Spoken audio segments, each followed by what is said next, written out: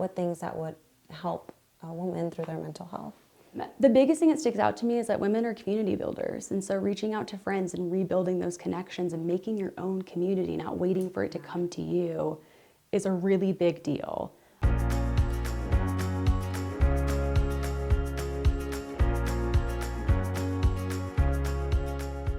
Hi, and welcome back to Reach for Wellness. This is the show where we talk about individuals' personal journey and really learn about how to reach for wellness. I'm your host, Vanessa Alarcon, and I'm a manager here at Community Reach Center.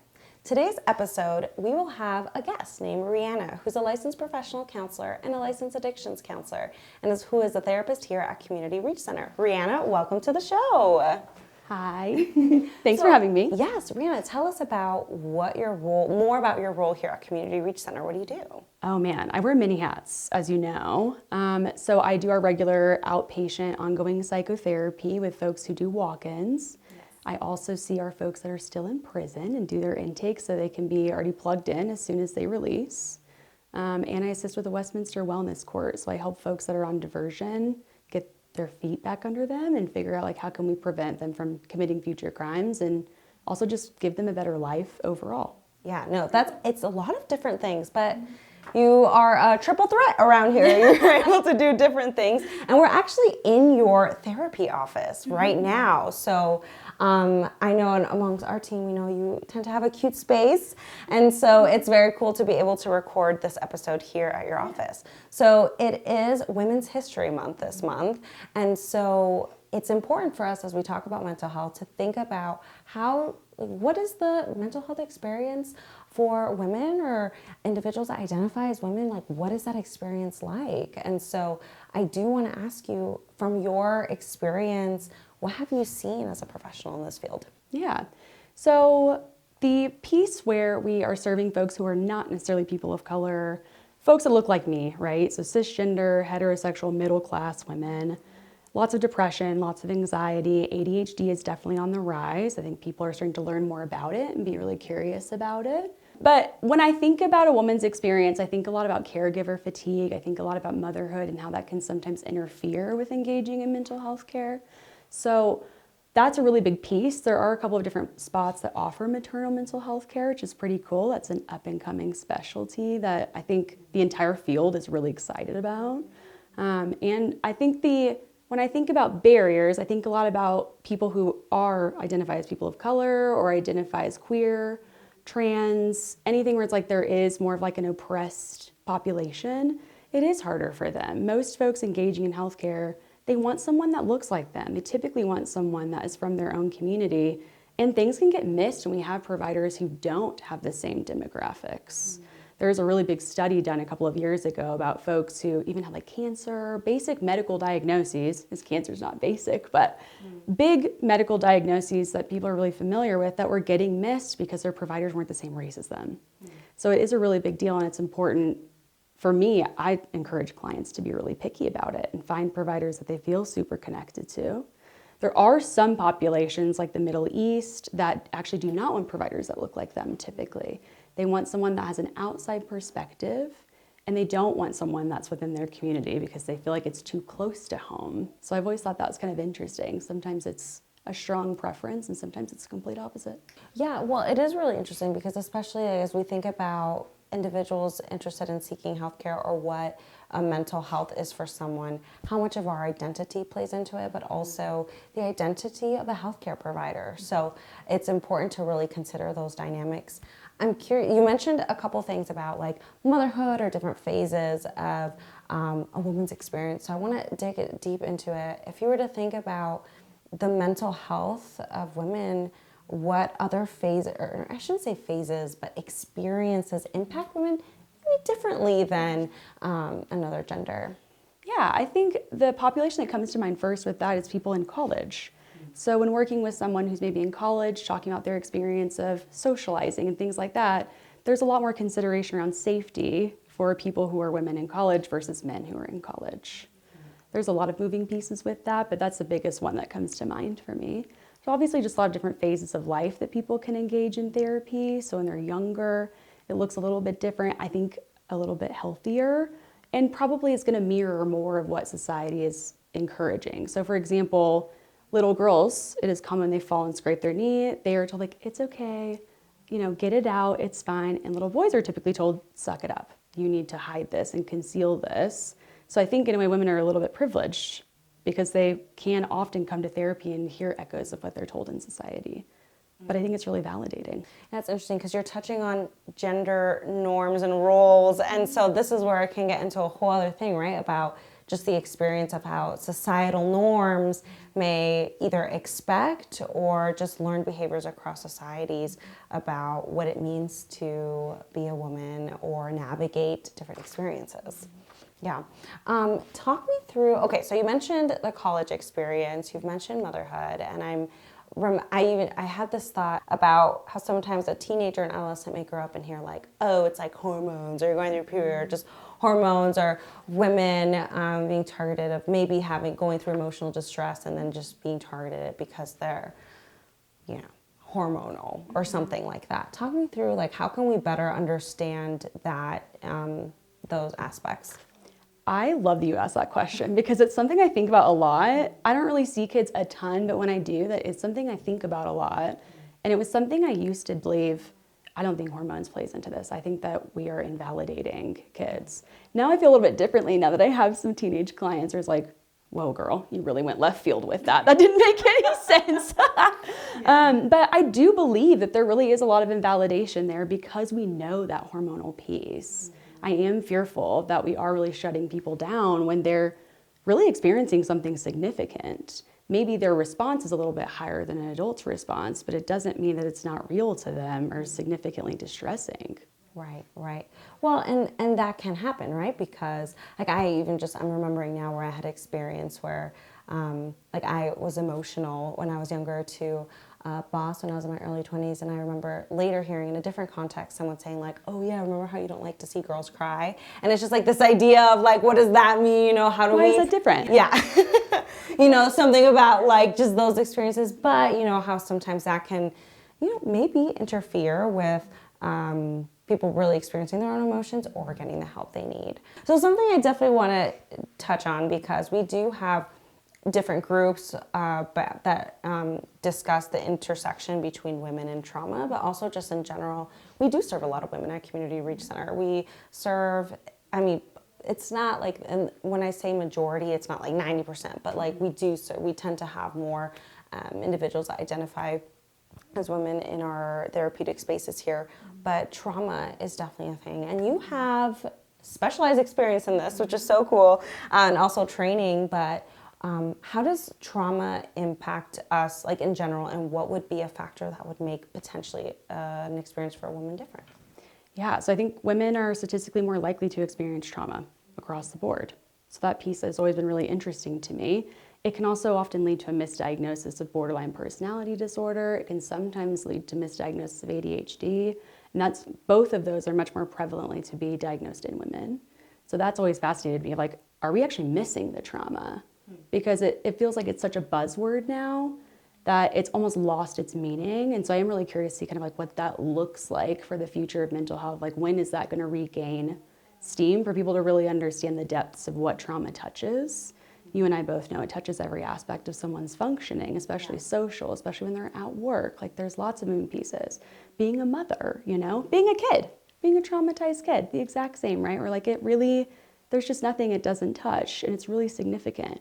Women, especially, as you can imagine, are significantly more likely to experience sexual trauma, which is, at least from what I have seen, the most severe trauma symptoms. So when someone is exhibiting really, really severe symptoms, or having a hard time completing activities of daily living, like showering, eating regularly, things like that, it's more likely that it's from sexual trauma than from other types of trauma. Wow. And even just to think about, I was gonna say how traumatizing that sounds, but it's true, right? Like it is heavy to consider that even just that likelihood, right? In just society of how that can happen. When it comes to treatment for women experiencing traumatic experiences, TREM, which is a group model that focuses on this intersection of women and trauma, that is a group where we focus on, only women attending the group. And so I am curious to hear from you about why would we need to have spaces that are women only for some of these interventions? Well, unfortunately, most of the trauma is inflicted by a caregiver or by a partner. Majority of humans on Earth right now are heterosexual, so that's typically inflicted by someone that identifies as male. So for that reason alone, I think women feel a little bit more comfortable engaging just with each other and being able to maybe have experiences and talk about that without having to really explain something. Yeah. And group therapy is intended to be an incredibly safe space, as safe as one can possibly make it. And sometimes that doesn't always include our male counterparts, and that's okay. And there are male-specific groups too that are for those folks. But yeah, I mean, TREM is an incredibly evidence-based intervention for women who have had significant trauma experiences. So if I'm a woman, well, I guess, I mean, in this case I am, but hypothetically, so if I'm a woman, or identify as a woman, and I want to improve my mental health, and I think that I'm thinking about how my experience could be different. Like, what would you recommend in general? Like, what would things that would help a woman through their mental health? Yeah, so I read an article a couple of months ago, and maybe you and I talked about this, about differences in gender and mortality rates. Yeah. And the biggest thing that sticks out to me is that women are community builders. And so reaching out to friends and rebuilding those connections and making your own community, not waiting for it to come to you, is a really big deal. Obviously, in addition to doing counseling, medication, if you and your provider feel like it's appropriate, but I think community is absolutely huge, the biggest thing. I love this concept of women in community. Talk me through, what would be an example of, if I'm like, ooh, okay, well, community, that sounds fun. Like, where do I find that? How do I do community? Yes, I'm so glad you asked, because that, I feel like it's also kind of like a buzz thing, like, well, just get plugged in with your community, especially in like ministry spaces and things like that. It's like, well, go with your community. It's like, what does that really mean? Yeah. It can be specific to your race. It can be specific to your religion. It can be specific to a hobby. Like Denver is full of run clubs and things like that. I've had so many girlies get plugged into a run club and they're thrilled. Another really big thing that I think is really funny, but is powerful, people that watch reality TV together. So like the girls who watch like The Bachelor together, yes. I have had clients graduate from therapy faster than any other, like joining any other community. I swear to you, it is so powerful. I actually was part of like a watch crew back in the day. Oh yeah, no, and it was fun. We would get snacks, or we would put your money, or we'd go to someone's house, and we would just like watch The Bachelor or The Bachelorette, and it was so much fun. It's our football. Yeah. Yeah, absolutely, absolutely. Well, and I think we like reality TV because it's dramatic. We can talk about like the socio pieces that are happening within it, like, oh, and like talk about, okay, my friend who's entirely different from me, how is she viewing this interaction? I'm so curious, and just learn more about the human experience generally. It's really fascinating. Yeah, it's like almost like, yeah, like you were saying, our football, or it could even be seen like as another book club or just another thing. Book club is a great example too. Like book clubs are wonderful. Yeah. As you're talking about different activities, that's what came to mind when I was thinking about community, because activities, maybe we could do one by ourselves, like we can go and crochet if I enjoy crocheting, but what if I was in a crochet group or I did something with other people? And when we think about mental health, sometimes we think, if you're struggling, maybe go just talk to a professional or try to figure it out on your own. But you're mentioning something almost like in the middle. It's like not quite like just talk to a therapist or not talk to a therapist, but like maybe like community would just help someone's overall well-being. Well, and think about how if you have ever experienced, like been engaged in mental health care, your therapist may say something to you that doesn't really fully connect with you in that moment. But a friend can say it to you 6 months later, and it feels like it really resonates with you. So sometimes having that community can also kind of like be an additive to therapy. Like, oh, I think that's what my therapist was trying to say a couple of months ago. And it can go both ways. You can have a friend who says something, you're like, hey, I'm worried, or I'm noticing this. And you're like, no, I don't think I agree with that. And then you hear it from a therapist. I think it's just that dynamic is just so different that hearing something similar in two different settings can really ring the alarm bells. Like, oh, that's something I need to be thinking about or working on. Right. It's huge. But someone can be functioning in every aspect of their life, but if they do not have the community piece, they're significantly more likely to experience depression and anxiety. That is incredible to think about. I mean, especially because someone could be like, I'm going to get the best therapist. I'm going to have the best mental health plan. I'm going to like have the best workout routine or skincare routine or beauty setup to like feel good about myself. But like, if we're not connected to each other or to people, then that's a big element of wellness that could be missing. Absolutely. I mean, we're relational creatures. Yeah. So if we don't have that, we're not well. So Rhiana, as we think about women and we think about mental health, something that we've done on this show is always ask guests, how do they reach for wellness? What do they do for their own wellness? And you don't necessarily have to answer this in the concept of gender, but just really, how do you reach for your own wellness in your own life? Yeah, so I see a therapist myself. I have a wonderful psychiatrist I enjoy working with. I'm a part of a Bachelor Watch group too. I don't even like this show. That's the best part. It's like, I don't even like this show. Really? But it brings me so close to my community that I feel like I can't miss out on it. It's a huge deal to me. I also will try to arrange a social gathering. So something my husband and I actually do is we do like First Fridays in the summer. It's kind of like the same idea as like a Shabbat dinner, if you're familiar with that Jewish tradition. But we're not Jewish. But we love the concept of having kind of like an open door on Friday nights. Like, come over. We would absolutely love to have you. We're happy to see you. You don't need to let us know if you're coming in advance. We'll just be grilling and spending time together. And we pretty consistently have about 10 people that come. Wow. It's so much fun. And very connected to the community piece too, right? Because sometimes people may feel a little hesitant or reluctant to be like, oh, let me just like invite people. What if they don't come? Or just feeling this way. But I love that concept of just like, hey, if you come, you come. You're welcome to come. And also what you highlighted about your own personal wellness, because that's so important, especially as, not only thinking of the context of people in roles that are behavioral health providers, but also just like as people, we need to hopefully find, like people in our lives that fill our cups and are able to support us in our own needs. I think it's really interesting when clients are considering medication for the first time. I often use that as an opportunity to self-disclose. It's like, I've been on medication for a long time, and without it, I wouldn't be sitting here on the other side of this desk talking to you. So that's something to think about. Or sometimes we even said, if you were to engage with people that weren't on medication, you wouldn't be able to talk to probably anyone in this building. Most of us are on medication or in therapy or engaged in care in some way. And there's no shame. It helps us function really well and live our best lives. And hopefully, as anyone listening to this, but in particular, women are able to say I want to take ownership of my wellness and health and be able to do what I need to do for my own self. Okay, any last words as we close out about women's mental health or something that I haven't asked you about that's on your mind? Something I did just think of, it's kind of silly, but when thinking about like engaging with the community, my husband and I talk about this a lot. We got to know our neighbors significantly more when we adopted a dog. Oh, interesting. Yeah, so just walking our dog, we have gotten to know probably like quadruple the neighbors that we knew before. Wow. Just from walking around the neighborhood. It was a complete game changer for us as far as engaging with our community. Yeah, I feel like there's a whole, like the dog or the pet lovers, or even just, even if they're maybe not identify as lovers, but just animals can just connect us. Yeah, connecting with animals too is so powerful and can give you that sense of community.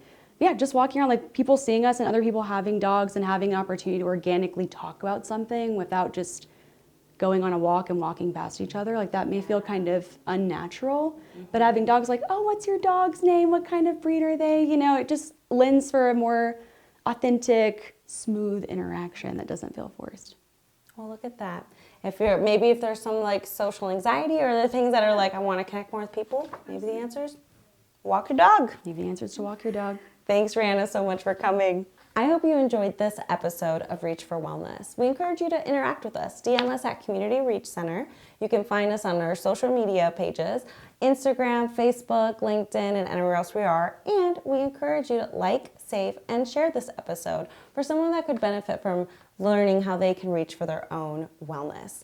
Next month, we're going to have Rick Doucette, Community Reach Center CEO, talking to us about the legacy of Mary Chancho. It's going to be an interesting and powerful story about advocacy, so we hope you listen next month. Talk to you next time.